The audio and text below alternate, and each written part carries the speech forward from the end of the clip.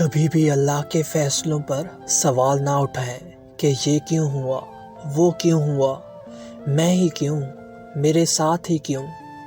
کبھی بھی اس کی حکمتوں کو شک کی نگاہ سے نہ دیکھیں، کیونکہ اس کی حکمتیں آپ کی سوچ سے کہیں زیادہ وسیع ہیں اور آپ کے انتخاب سے کہیں زیادہ بہتر بھی۔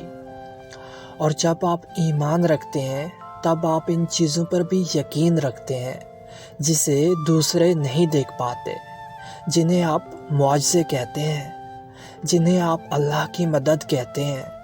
اور جب آپ یہ گمان رکھتے ہیں، یہ یقین رکھتے ہیں کہ اللہ ان کے ذریعے سے مدد کرے گا جن سے کوئی واقف نہیں ہے، آپ بھی نہیں، تو پھر معجزے وہاں سے شروع ہوتے ہیں جہاں سے آپ گمان بھی نہیں کر سکتے۔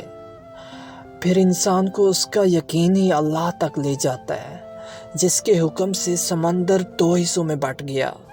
اس کے اختیارات کی نہ تم کو خبر ہے، نہ ذرا برابر علم۔